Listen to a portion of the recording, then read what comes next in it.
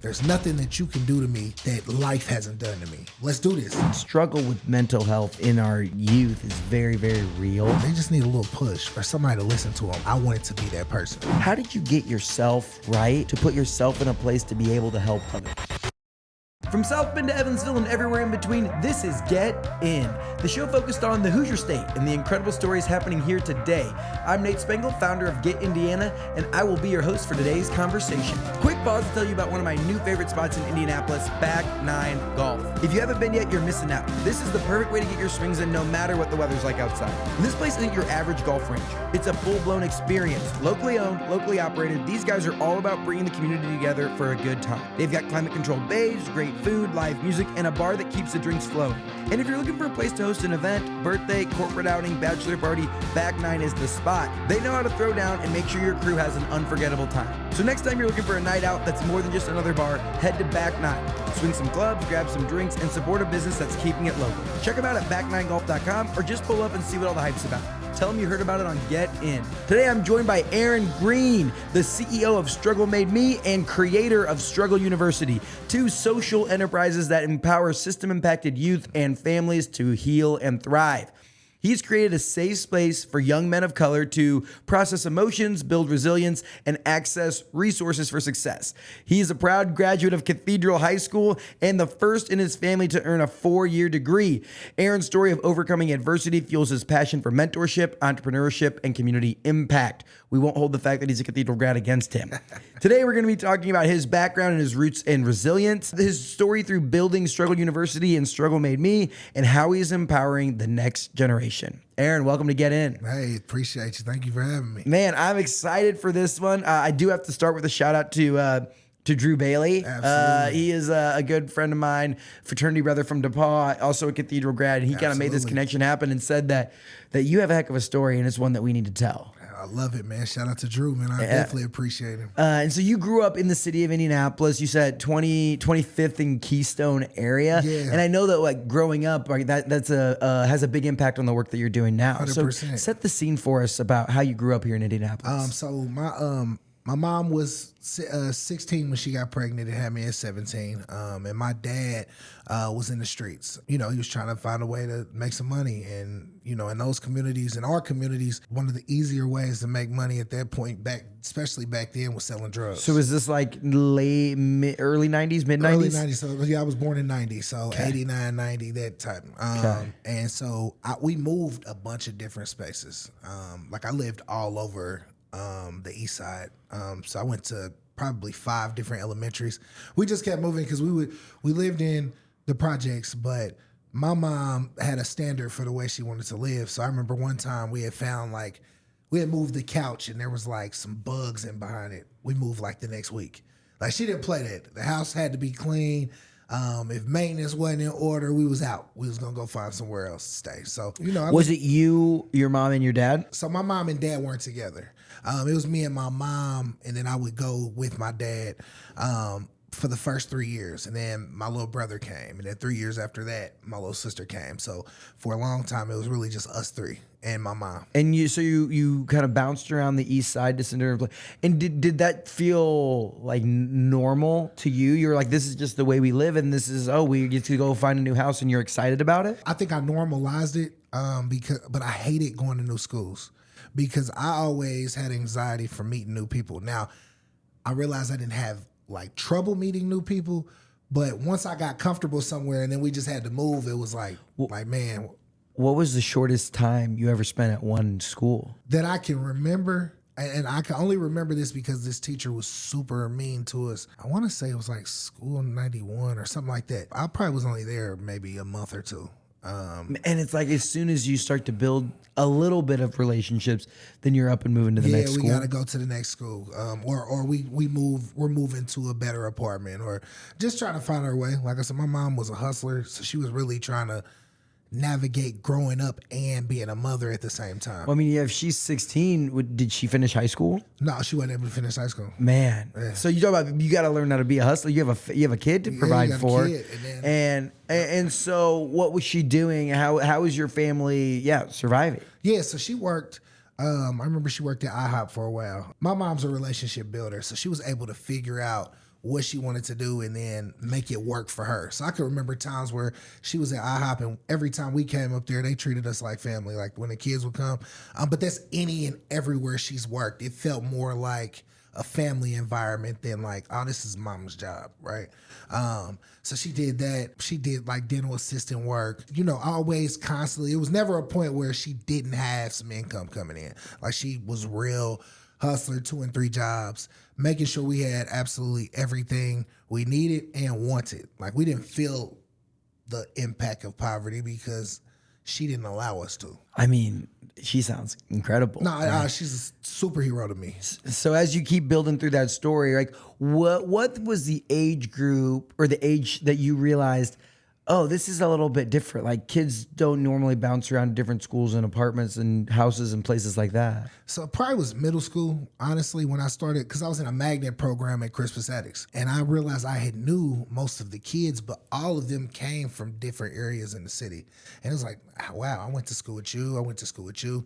And I kind of realized like I went to a lot of schools and met a lot of different kids, but these kids hadn't moved around as much as I did. I think it was that point, but I also think taking something good from it was I met so many different people that I had an impactful relationship with, even as a kid, that when I met them later on in life, it was like, oh man, you Aaron, man. And I never went anywhere where I didn't have friends. And I think that's important. Well, especially for a kid, you said you had like a little bit of anxiety around meeting new people, but sure. Also, like we've been in the room for 10 minutes or whatever now, and it's like, oh, you're a very personable guy. Oh, absolutely. Where do you think you got that that personability trait from? I think both parents. Because although my dad's situation was what it was, even to this day, people love him. Like there, you can go back to the neighborhood. People gotta like their drug dealer, right? Sure, It's like right. But even aside from that, they'd be like, man, he was a great guy. You know what I mean? And even when I used to do prison visits, the respect he got in prison visits, that comes from relationships. You know what I mean? Like I used to see people sitting in there, and he would, they would be like, oh man, I wanted to meet me or wanted to, So I knew he was great at that too. And my mom, she had a lot of friends, so it's like. You got to be a relational type of person to have a lot of friends. Well, let's kind of dive into. We'll go on the dad's route first, right? Sure. So you say prison visits. Yeah. At what age did your dad have to go to jail? So he went to prison when I was 5. And he was sentenced to 20 years, but back then you could do half your time. So 20 do 10. And he was in prison for. And do you, as a 5-year-old, do you comprehend what's going on there? No. It kind of like the vacation, like dad's on a vacation. I think later on, probably around 8 or 9 is where, because I didn't like going to prisons. And so once I was going to them, it kind of started to feel weird for me. How often would you go visit your dad? I want to say once a month, maybe once or twice a month, maybe twice. And what was as you're in your formative years there, like 5 to 8, 9? He's in there for. Did he do 10 years? Yeah. So he's in there from 5 to 16 years old. Right. Very formative years in a young man's life. What are you hearing from him as you're visiting there? Like what advice or what kind of like? Man, I tell anybody, I had the greatest father on earth. Like I never not had birthday presents, Christmas presents. Like he was in all of the programs to make sure that we had something to open when it was our day or our time. But like he's part of the reason I never sold drugs. Like I had the opportunity to, but I made him a promise early on that I wouldn't. And I was scared of my dad. So I knew that like during those prison visits, he was going to hem me up if I did something wrong. So when he would call, he'd be like, hey man, you better get on them grades. And when he spoke, I listened, right? And so he would speak. Like when I would go to prison visits, I would walk in, and when he would walk from the back, you would see all of these different guys see him and just, show him love. But then he'd be like, oh, this is my son. He's going to the NFL. And so he talked me up. And he gave me that confidence and built me up as he was in his situation. And so, man, I had an amazing father. And sports became a big part of your life, right? 100%, so growing up, like, you are a proud graduate of Cathedral High School. When you talk about going from jumping around to different schools in the IPS systems, I'm pretty sure from doing the research, like you lived in one of Indianapolis's most impoverished zip codes. For sure. Right? And to go from there to like a premier a premier Catholic high school here. Like Cathedral's a great school. Yeah. How did that all come together and transpire? Because I feel like that is an opportunity to maybe like elevate to a different status, and you blend with a lot of. I mean, I know some kids that went to Cathedral whose parents are multi-bajillionaires. For sure. But then you also do have like kids that come from different areas. So talk about that experience. Man, playing at Christmas Addicts. So in high school? Yeah, high school. Well, middle school. No, middle school. So 8th grade. They had came to a game. You know, my grandfather approached them. And was your grandfather active in your life? Absolutely. So coming up, I had my great grandfather and my grandfather. Amazing men. They really kind of on your mom's side. On my mom's side, right? Okay, so this is mom's dad, mom's grandpa. Yep, right. Okay. And so both of them were like my best friends. Well, and if your mom was 16, I'm sure your grandfather was, 40s, 50s, somewhere in there, right. like so a younger. Youthful, you're right. Yeah. So when I got into football, those were the two people that would come and get me and take me out and teach me really how to play. My great grandfather was a running back at Butler and broke the record. Oh no way! What was your great grandfather's name? Donald Kelly. Donald Kelly. Yep. So, and then my grandfather, he played football and some semi-pro and different things. So they had approached Cathedral when they got there and was like, "Hey, my grandson is whatever number I was," and I was playing linebacker. I had a great game, and they were like, "Hey, we're interested in you coming." And so my grandfather's like, "You're going," but for me it was scary because I'm like, "What is Cathedral?" Like I didn't hear about anything about Cathedral at Addicts. It was more like IPS schools, like which one are we gonna go to, or are we gonna go to a Ben Davis or a Warren? And so when it was time to go, I was like, all right, cool. And he just said, "You're going." You're going. Yeah. And what was the thought process? I mean, behind that, like why is Grandpa very? Like, where'd your mom go to high school before she went to North Central? She went to North Central, right. And so why was he? You have to go to Cathedral. I think it had a lot to do with where we came from. I think he knew that if I got into the wrong stuff, I probably would have died or went to jail easily. Like, I just was in that direction too. And so when I got at the time in 8th grade? Yeah, in 8th grade, I was kind of on that threshold of like, could go both ways. Right. So I wasn't a great student, had issues with, being a class clown or whatever, but I hung with a group of kids, great guys, but, we were kind of on that cusp of like, all right, it can get really bad. And okay, so like how big of a group? Like let's say there's like 4 or 5, 6 guys? It's probably like 15 of us. 15 guys. Yeah. How, if you had to give the makeup, those 15 guys that were all 8th graders at Christmas Addicts, where'd they go to high school?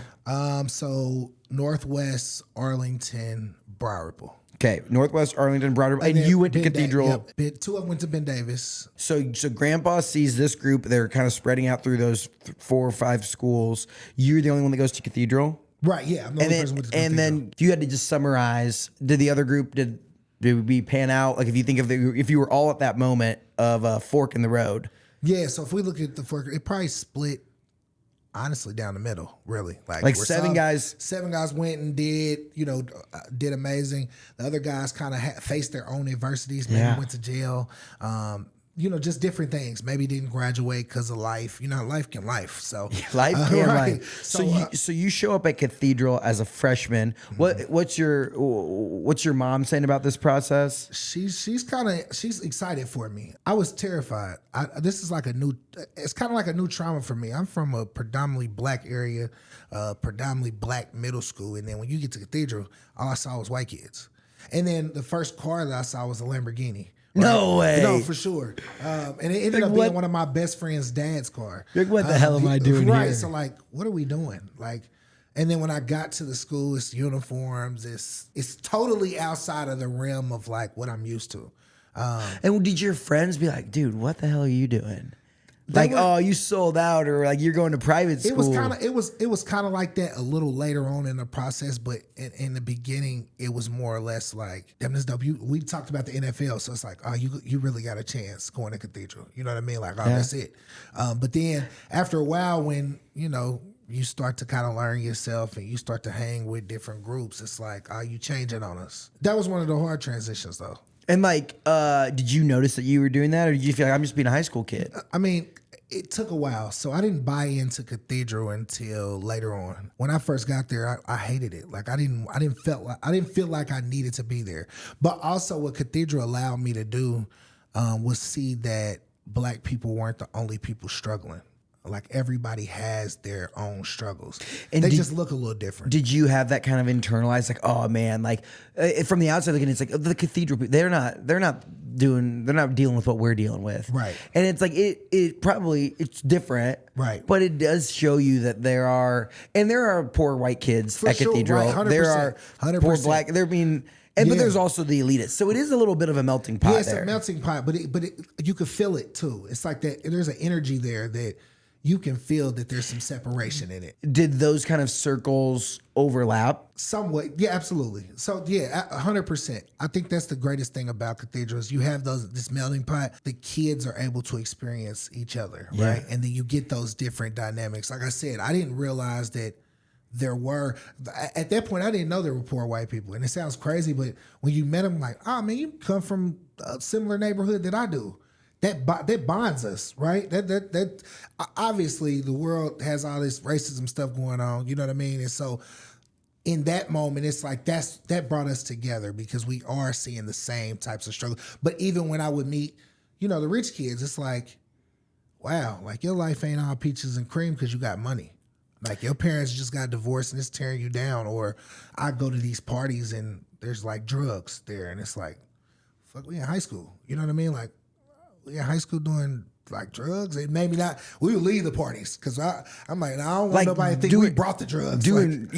Right, you know what I mean? And so, but they're like, yeah, you parents walk in upstairs while this is going on and in the basement. And so it's like, yeah, nah, we gotta go. Yeah, we're bouncing. Right. Well, and it's like, where was that moment where you have a friend that goes to, like, let's say Arlington or Northwest, who are both no longer high schools, right? You have a friend that goes there. Where was the moment where it was conflict between you and like maybe the life you were moving away from, and the life that you were, the place where you were trying to get to? We went to like a party at the Walker Building downtown, and I was outside and we was chilling, and it got shot up. And so as I'm running from the gunshots, it's the bullets are hitting cars. I was with my cousin, who's actually really my big brother. He's the Lil Baby's DJ Champ. So I was with him, and wait, he's Lil Baby's DJ? Yeah, yep. Yeah, like Lil Baby? Yeah, for sure. He's from Indiana? That's my cousin. Yeah, he's from Indiana. Yep. No way. Yeah. So he's from Indiana. Like I say, he's more like my big brother, but I was there with him. And in that moment, I just was trying to figure out like who I was still. And so I was like, man, I'm tired of being in situations like this. Like it's out of our control, but at some point it's like it is kind of our control because we don't have to be here. I started spending most of my time with the football guys at Cathedral. And that's where it was like, are you changing on us? It was scary because I'm like, man, I don't really know. But at the same point too, it's like, it comes to my dad's situation, right? Yeah. So my dad gets out of prison when I'm 16. Is that your sophomore, junior year? So it's my junior year. So you like? Actually, it's my sophomore year. Sophomore year. And when do you get varsity time? Like when do you? So I'm in and out starting varsity my sophomore year. I'm playing guard. And he gets out of prison, and you're like, prison. Now hell it's yeah. on. Like now it's like Dad's gonna come watch me play. Yeah, right. And so he gets to see me play. I'm with him every weekend, whatever the case may be. That was the first time that I had everything. I'm starting to love school now because Dad's able to come watch me. I got my friend group. I'm kind of figuring out who I truly am. And football is like the center of my universe, right? And then my junior year comes and I go to work. I was working at Mike's Car Wash. Awful job. It's just hard work. It was hard great. Work. You got to start somewhere, right? No, for sure. It definitely set the foundation for me working hard, and I had been working for a while. Like so, I get off work and my mom calls and she tells me my dad got shot. And from the environments we're from, I'm like, okay, well, we're going to the hospital. And she told me it was over. He had died. And so she tried to take me to the scene. Well, she tried to take me to a friend's house because she was going to the scene. And I told her, no, take me to the scene. And so as we're headed to the scene, we're going towards Cathedral. My dad died around the corner from Cathedral in front of Arlington. And so my safe space where I'm learning who I am is disrupted because now I'm dealing with my worst trauma. And so when I got to the scene, I saw my dad's truck, I saw the bullet holes, and it was like riddled with bullets. And then he's still in the truck, but they're pulling him out. And so It's still not hitting me though. All of this is kind of happening real fast, and I'm angry now because it took us a while to get from Michigan Road to 56th Street to Arlington, right? Yeah. Why is he still sitting in this truck? Why do I have to see this, right? People are screaming. It was a lot. Is it like, take us through who's at the scene there? Like, you're driving up with your mom. And at that point, were your mom and dad on good terms? Yeah, so my mom and dad were like best friends. Like, okay, you wouldn't even know they had a kid together. It was just that genuine love for each other and respect. Like, I never saw anything other than that my whole life, right? And so, how long had your dad been out of jail at this point? A year. So when we pulled up, it was some of his friends there. I think my uncle was there, but it was a crowd of like community. I had some cousins who were there, and when I pulled up, it was kind of like people were trying to give me a hug and wanted to make sure. They really didn't want me to go over there, but I kind of fought through all of that because I felt like I needed to see that. I needed to understand what was being told to me, because there's no way that God. I used to internalize it like, God, why would you only give me my dad for 6 years out of honestly 17?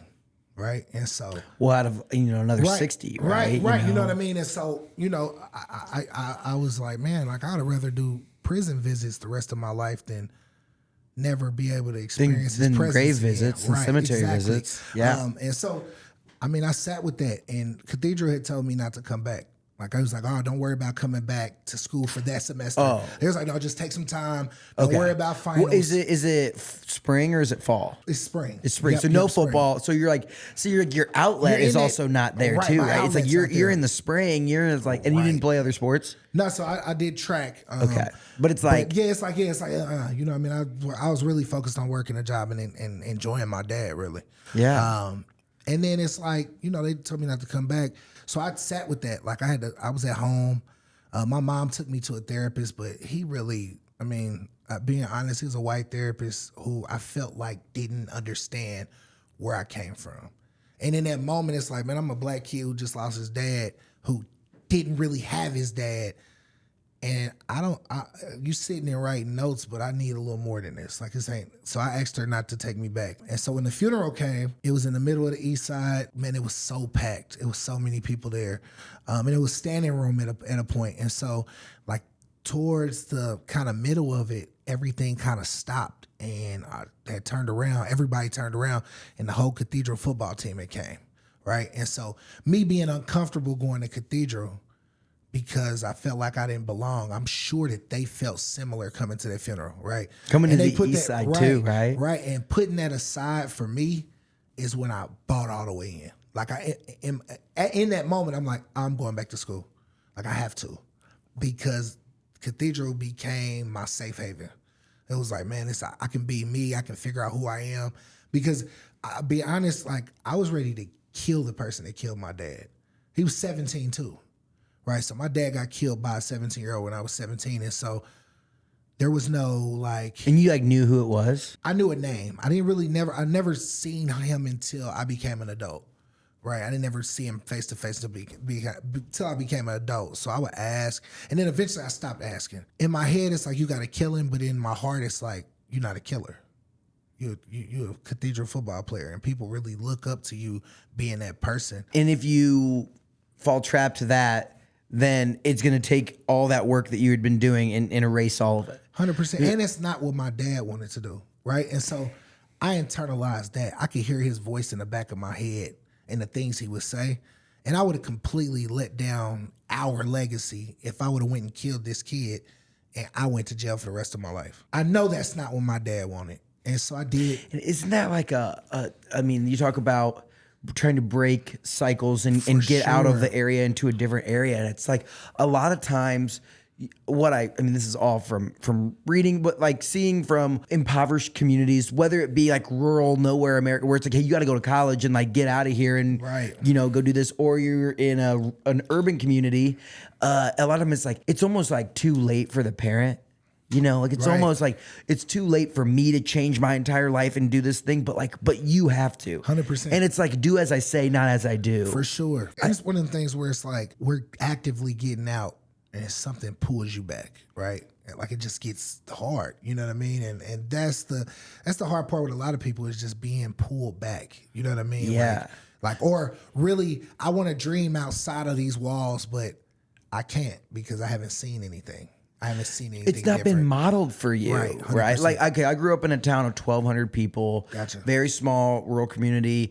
I went to college. I was on the football team at DePaul. I never played football, but I was on the team there. Being good at a 1A farm school, a lot different than trying to be good at a college. And like a similar, like I didn't know anyone who hosted a podcast or worked in media or worked in technology. Like I thought the rich people were like the lawyers and the doctors and the, you know, you're either an accountant or you're working the factory. So you better figure out how to be, like I wanted to study account. I would have literally hated accounting. No. But I do remember, like I have not a similar experience, but I lost a parent. Like my mom passed away when I was a sophomore in college. I'm sorry to hear that. And I appreciate that, man. Yeah, sure.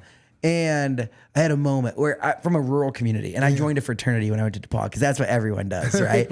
And my grandma was so, God rest her soul, I love my grandma. Yeah. But she's like, you're just gonna join that and drink beer and party all the time. And similar story, like you know, when 65 fraternity guys walk into a funeral in rural northern Indiana, everyone's like, oh wow. Yeah. It is more than just drinking beer and partying, right?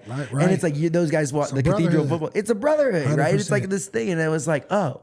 And I remember her looking at me, and she said, "I'm sorry for all those things I said about Greek life," which is like, it's like they're in there in an uncomfortable. Not, I mean, again, not like going in like, but it's the same. Yeah, it's in the same room. It's a funeral too, so there's never comfortable. And no one's comfortable, right? And you're sitting there, and they're like.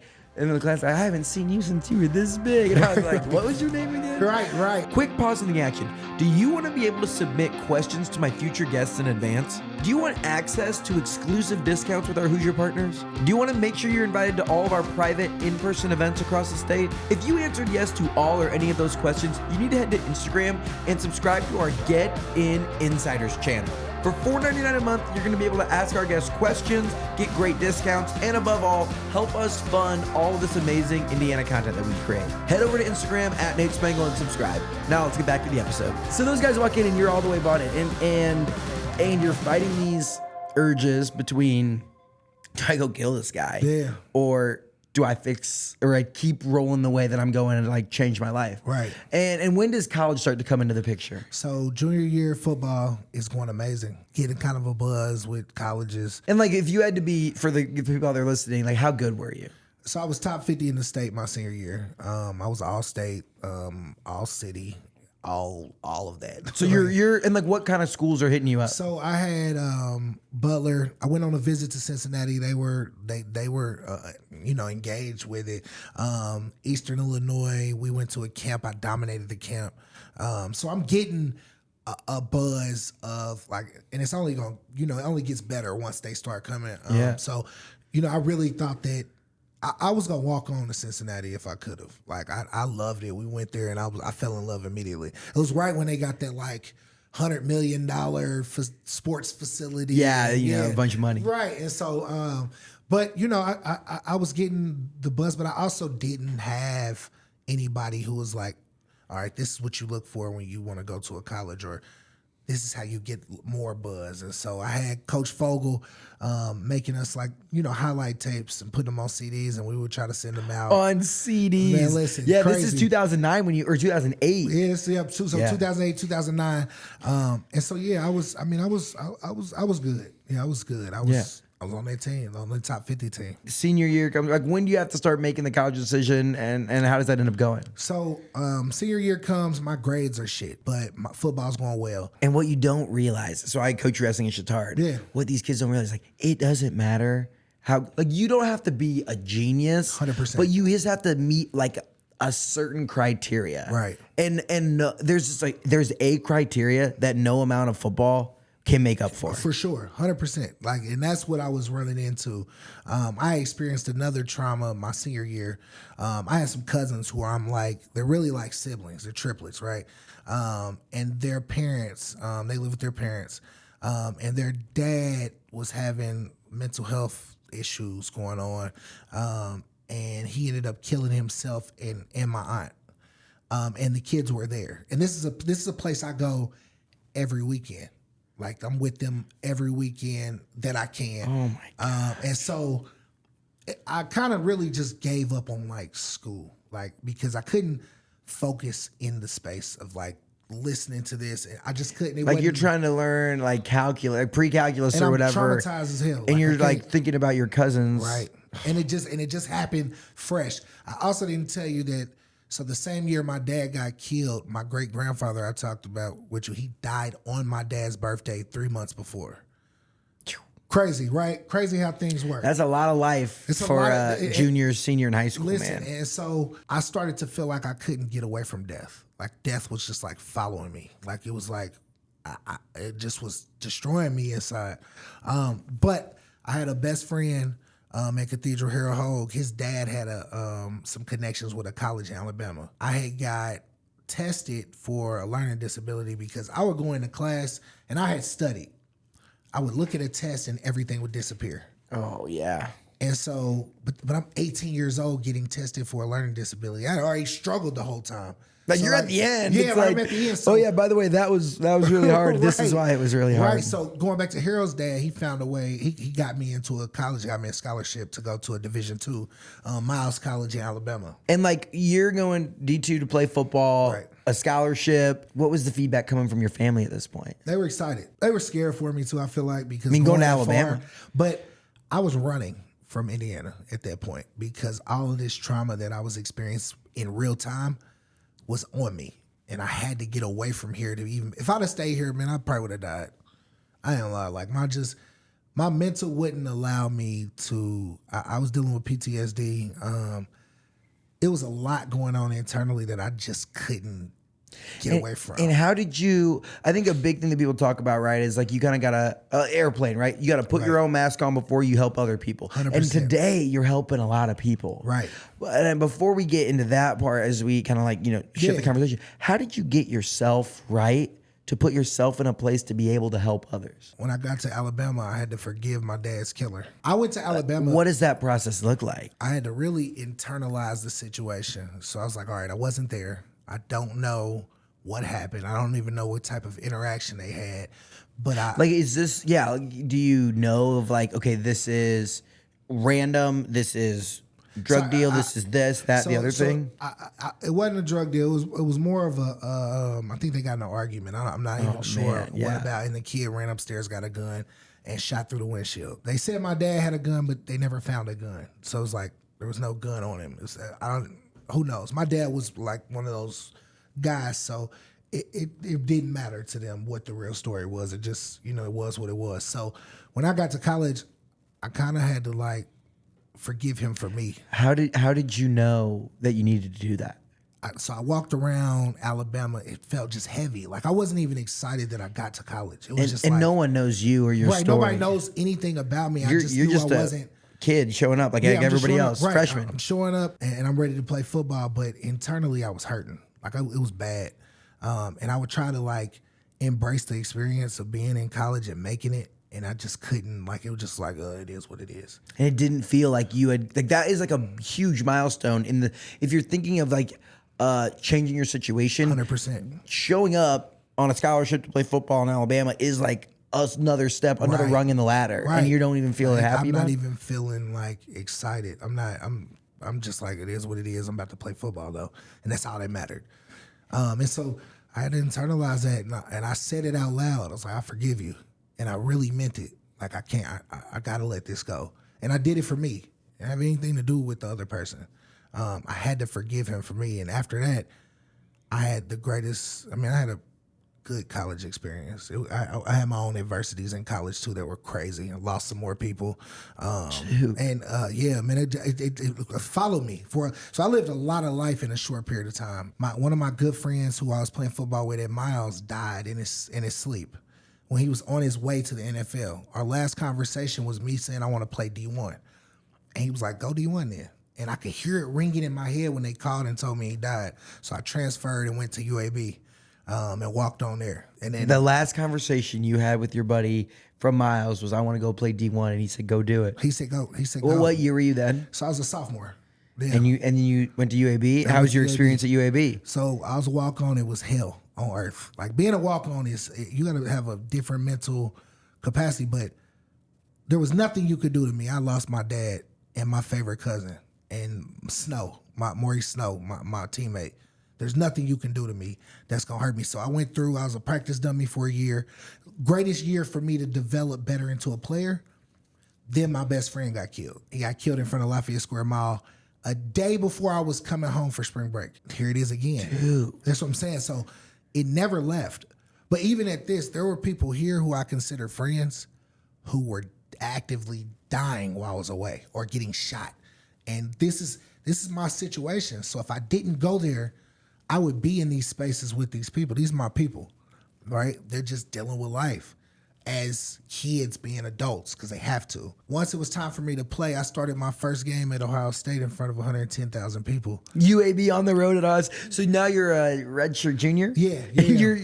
Are you on the offensive line? Yeah, I'm a starter. I'm starting. Let's go. Guard. Yeah, I'm starting guard. At Ohio State in front of 110,000 people. And 100,000 of them hate you. All of them hate us, right? Yeah, But like I don't know how in the good. first half, it was silent because we were battling. We really could have beat them if it stopped in the first half. But you know, it's those Ohio games, State. those games are not. When you're tired, you got a third string guy that's coming in that's going to the NFL in a couple years. But in that game, like the third quarter, I got pushed from behind after the play was over, landed on my kneecap and a piece of cartilage tore off. More adversity, right? And so now I'm in my head, I know it's bad because I can barely like do anything. But my replacement goes in, and he's probably in there for 10 plays, and he gets hurt. But they're like helping him off the field. So I put my helmet back on, and I played that whole season on one leg. I would get cortisone shots. I would do rehab. And you're a junior at this point? I'm a junior, but I'm like, I got to seize this opportunity. And are you still thinking like I can find a way in the NFL? Absolutely. Never was a thought that I wouldn't go. Like even like on a practice squad or something, like football is my thing. I'm proving it to myself as I go in these spaces and I'm taking starting spots. Yeah. Like from walk on. Yeah, from a walk on. So, and this is my year, so I gotta play because I gotta get a scholarship. Because I can't really afford to be at this school. But I took a chance on myself. And my senior year comes, well, the end of my junior year, I got the surgery. You had to get the surgery, yeah. I got a scholarship. They gave you one? They didn't want to. It was a struggle. Another adversity is my head coach. He made up an excuse about me being detriment to the team, which was a total lie. Like it was awful though. Like it was really like when I say how. So who was your advocate? The team, the players. I asked him because I went back to the locker room because he was like, "Just give us a second. We're kind of debating." So I called Harold Hogue again, my best friend. He was at Ball State playing. I said, "Y'all need O-lineman?" He was like, "Absolutely." So I sent them my film. Ball State offered me in 10 minutes, but I wanted to play here. I got learning disabilities, so learning plays is hard for me. I'm comfortable here. You're already getting going. Like I'm here. I don't want to leave. Like I'd start.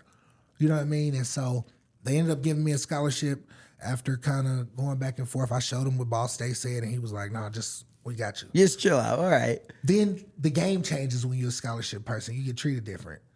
Like it's a difference. Like what do you mean? Like you can tell that you matter when you're on scholarship and you play, right? I'm a starter, so I'm getting different perks. Like when I was a walk-on, like it was like, come on for the walk-on workout, then you gotta do the regular workout. But it turned me into an animal, you know what I mean? And like I said, there's nothing that you can do to me that life hasn't done to me. Mm-hmm. So let's do this. I'm experiencing this adversity. So this is like redshirt senior year or first. So this is my senior year really because it should have been a red shirt year, but I think I lost a year because I transferred up. Okay. Right. So this is your last year of football. Right. Yeah. So you got to put together something that's going to get you. I got to put together something. So I had a good season. 7th game of the season. My knee just wasn't. I was playing on one leg still. Like I kept telling them like something doesn't feel right. It's slipping in and out. It's hurting. Cortisone shots. But after you give me the cortisone shot when the game is over, it feels like I got shot in the leg. I played and it was over my 7th game. Like my knee just went out. I couldn't play no more. I think we only had like 2 games left. But then I thought football was over. So like I'm kind of depressed, but I'm still working out because I'm like, hell no, somebody's going to call and I'm going to go. So when the draft came, I had a shitty agent who I just hired somebody at that point. Like, please get me in somewhere. I had teams kind of show interest. That he would say, like the Texans had called and showed interest in me coming and trying out.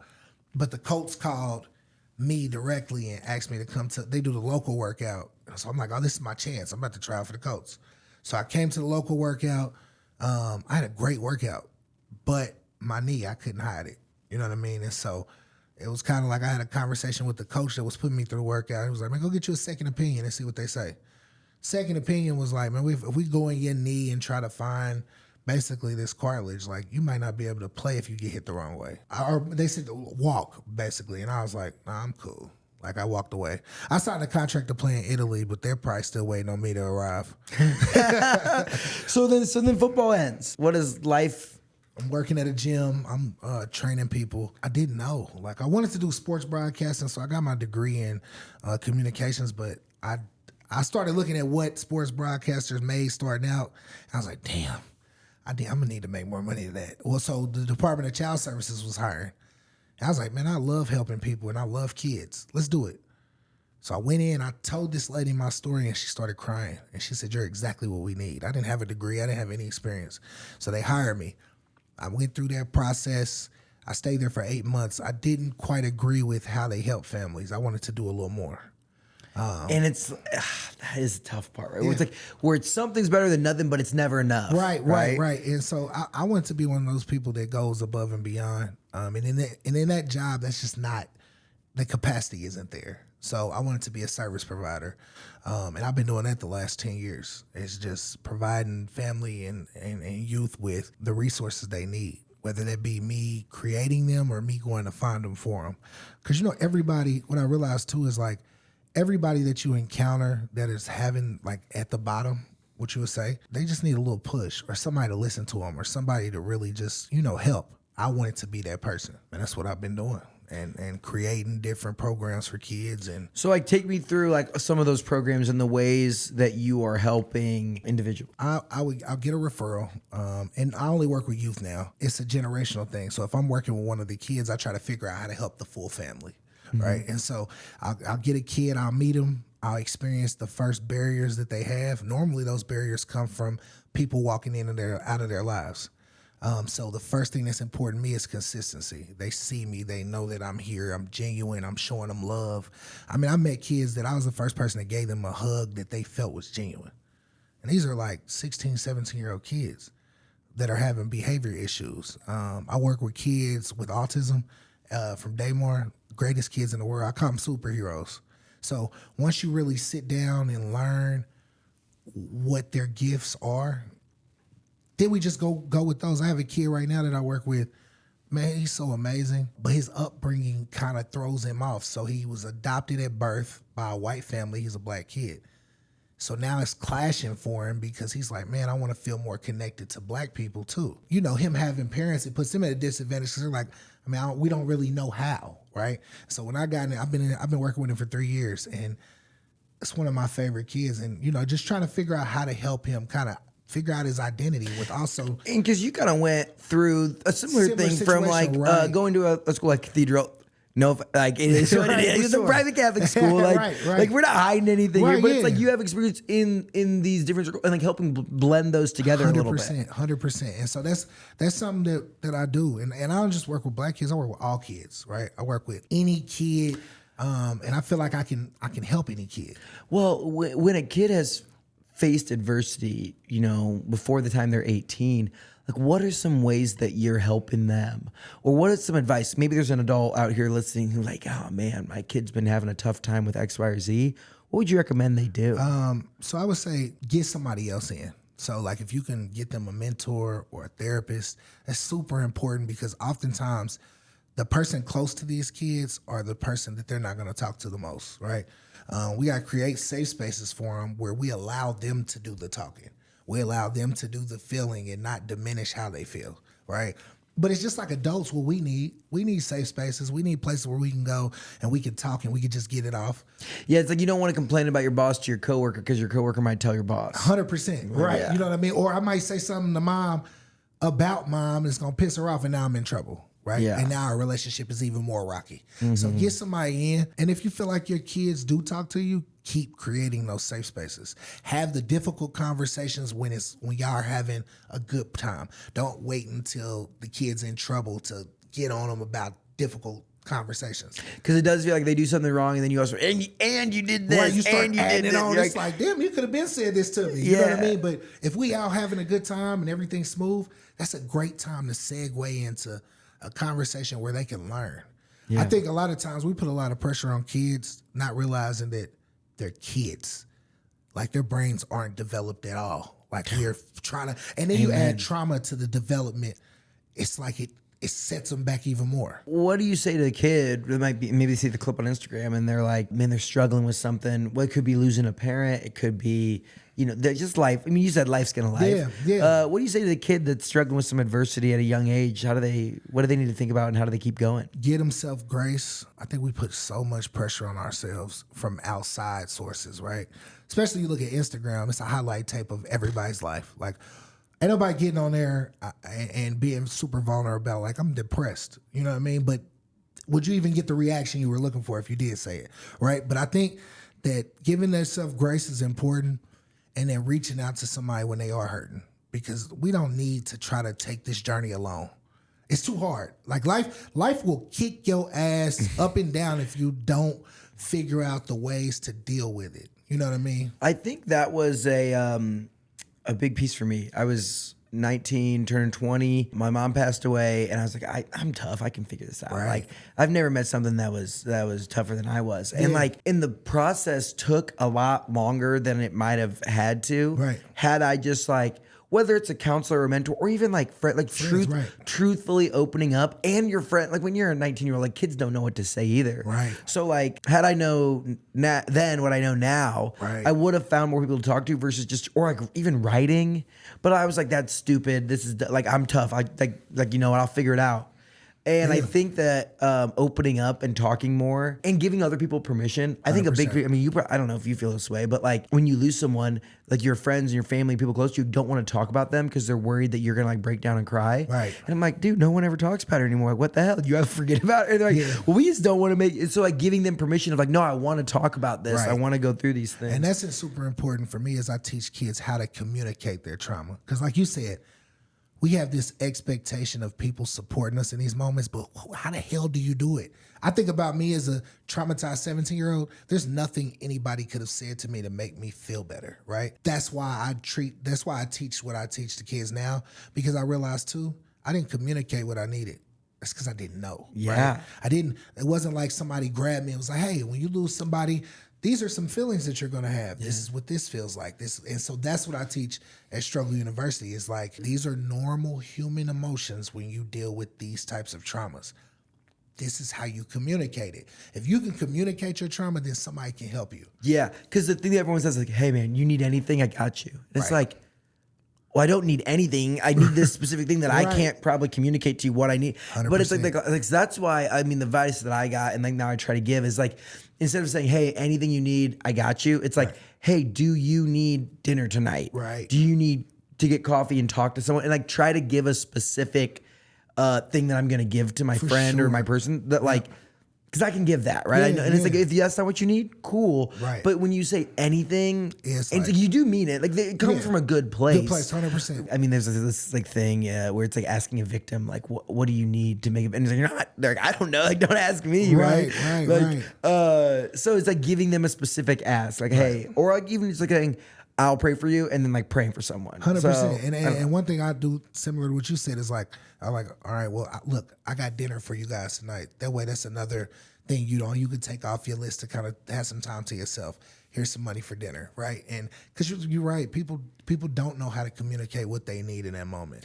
I could go on this for a minute. It's like, oh, like, anything you need, I got you. It's like, you know what? Like, I just lost a parent. What I really need is like a turkey sandwich from Subway. Like, I'm not gonna say that. Right. But when you show up, it's not the turkey sandwich. Like, do you want me to ask for a turkey sandwich? Right. No, it's like it's just a gesture. It's just, like, I swear though, that's one thing you think about small towns. It's like, you would swear when my mom died of cancer, and it's like, you would swear that freaking apple pie and raspberry tarts and all this. You would swear dessert cures cancer in a small town, dude. Because it's just like, I don't know what you need, but it's probably dessert, Nate. It is. Yeah. And I was like, for sure. I was like, shit, dude, our freezer's like stacked up with dessert for a year. And it's like, damn. But it's the gesture. It is, right? And, for sure. And that's like a one piece. Would you have other advice where it's like, hey, if there's someone in your life that may be going through a tough time, pick something intentional, right? And like, hey, I'll give you dinner. I'll do this specific, go on a walk, whatever it is. Right. Do you have other advice for someone about how they can help someone in their life that's struggling? Try to keep conversation normal. It's the worst thing when you know somebody calls you and they're really just trying to have a conversation, but you're like,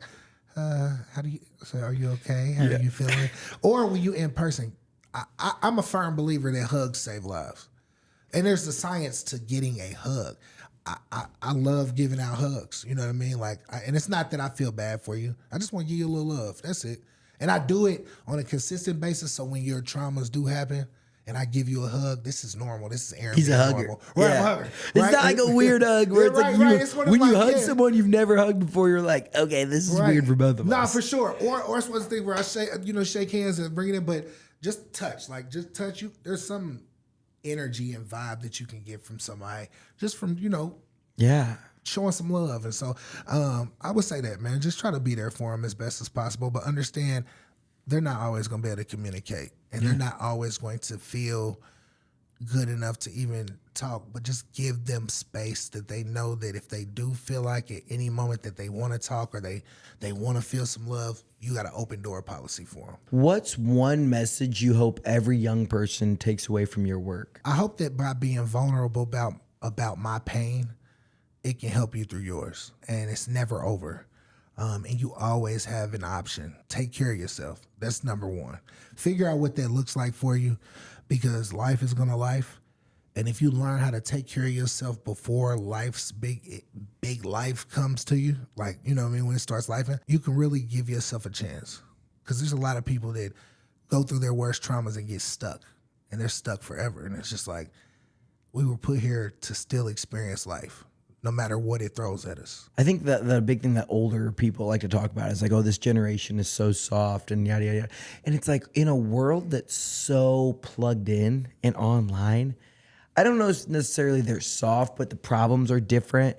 And like, to someone who's older that doesn't understand it and didn't grow up in it, like seeing all the comparisons on Instagram or this, that, and the other. It's just like this like struggle with mental health in our youth is very, very real. 100%. Like, what are some of the challenges that you see the kids that you're working with facing, and how are they dealing with that?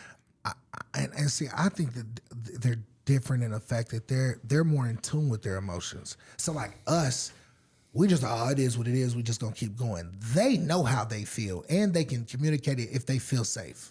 Right? I think the problem is there's not a lot of safe spaces for them to get it off, and then it turns into anger and impulse, and they act on the impulse. Because there's no like solo time. Right. Like, I remember when I would go to my bedroom at night when I was, 8th grade, 9th grade, whatever. It was like I didn't have a phone, or maybe I had the freaking flip phone and everyone went to bed, or you ran out of minutes or whatever. Right. And it's like you were alone. Right. Yeah, you're never alone. And you were truthfully, like, your mind is, it's just you and your thoughts. 100%. And today it's like, you don't have to sit there and like be in your own head for a little bit. No. It's like you're in everyone, and everyone else is in your head. Right. And dealing with that, man. What other things you see? And it's just totally different. Like you said, it's like, I can't just sit alone at any point, because if I get too bored, I could just scroll. And then when I'm scrolling, I'm looking at other people's thoughts. And that's still backing me away from how I truly feel. From actually processing how your day went, or how this went, or how that went. Dude. Yeah, it's a lot. But when they love you, they love you. I know you know that. You a coach, man. When they love you, and they're locked in. They listen to you. They're still gonna make mistakes. They're kids, but they really genuinely love you. And the biggest advice I have, from whether it's coaching or mentoring or anything like that, is like, when I started, from the beginning, I've always, been like a relationship guy, and it's like during wrestling season, but outside, like, I care about you as a person. 100%. Like 100%. You're going through life, and then and when they do, when life lives, and it's like, even white kids at private schools have issues, 100%, right? Like yes. they're not, all the issues don't all look the same. Right. But like I was a public school kid from rural Indiana. I was like, Yeah. I hate private schools. For sure. I Right, felt like right. no chance I ever do that. Yeah. And then I got in there and it's like, oh, these kids have problems. There's poor kids here. For sure. Like there's kids that have struggle. I mean, you're Yeah, I'm right doing here. it now. Yeah, right. I work in Cathedral now. Yeah. These kids, like my situation was what it was, but there are kids right now that go through my cohorts at Cathedral that will blow your mind what they've been through, and they're 15 and 16, and they're navigating this private school that's kind of like, I mean, when you go to Cathedral, you make a business decision. That's not like a fun school to go to. Like it's not. They don't have like It's a business decision. That's what I tell them. Like you're It's trying to go to the NFL, right? You're figuring out your future now when you go to a school like this. Like it's not gonna be the traditional field where you're gonna be able to clown and get away with stuff. Nah, eyes is on you. So, but they're navigating this space that's totally different from what they're used to. On top of dealing with their trauma, I teach them how strong they are. Because you got to be a strong person to go in that space every day and still figure it out. The growth comes at the edge of your comfort zone, right? And it's like you grow up in the IPS system. The comfort zone would have been IPS, 100%. right? And it's like getting these different experiences and being able to blend them and play in both circles and all that stuff. It's like on top of all the other stuff, dude. It's wild. It's a lot, man. Man, we're coming down to the end of the show. I have some segments here and some questions to ask you. So the first one is our Younger Years segment. It's brought to you by our friends at Or Fellowship. They're a great organization here in Indiana, helping develop young business leaders across the state. So, Aaron, what advice would you give to your 22-year-old self? My 22-year-old self, go to therapy. I'm experiencing things now as an adult, which I've done the inner work, the shadow work, but I'm still seeing where it came from. And I feel like at 22, if I could have went to therapy and got some direction, it would have definitely propelled me mentally. The best analogy I ever had or heard about it was people that treat therapy as like gym for your brain, like going to the gym for your brain. Whether it's a mentor or therapy or whatever, processing emotion or a business coach. Right. Like there are a lot of coaches where you can just talk through things with no judgment. And a lot of times you can get there on your own. Right, for but sure. It's the act of doing it that helps you get there. Yeah, and it's that human interaction. It's like, yeah, I'm dealing with this, but somebody actually cares to listen. Man, yeah, that's really good advice. Sure. And so you guys are also just featured on WRTV for Black History Month. Yeah. And talk to me about that piece and what y'all are doing. So it was dope, man. So I run cohorts at different schools, but that one was particularly at Cathedral. And they actually had the kids tell you why they love our program. And that means the world to me because, man, I didn't create this for any other reason than to help these kids. And for them to come out on the news and say how I've impacted their lives. I mean, there's no greater feeling. Like, that's like getting a championship trophy for me. Yeah, that's what they're doing. And it just continues to push the work forward. I think it's awesome. And it's not only just the programs, you also have the clothing brand, right? Yeah. So talk to me through what's your favorite Struggle Made Me piece? It's going to sound cliche, but all of them. And so with the pieces, I created a brand that is to motivate any and everybody that experiences any type of adversity. So on each of the clothing, I leave a little message for them. So you'll be able to look down and maybe you'll remember how strong you are while you're wearing this dope piece. You know what I mean? And so I just wanted to try something different with it. I love motivational speaking. That's what I do. That's another portion of my business. So I wanted to be able to motivate people through the clothes also. Yeah, I think it's great. I know you guys do those letter jackets with the special note. So those are specifically for Struggle University graduates. You got to be a graduate. You can't just buy the letter jacket. Yeah. What's one thing you wish more people understood about mental health? That we all deal with it. Even when people say I'm good, I'm great, I'm all right. I think we all deal with some portion of mental health that a lot of times goes unaddressed, but I think we all could use somebody, you know what I mean?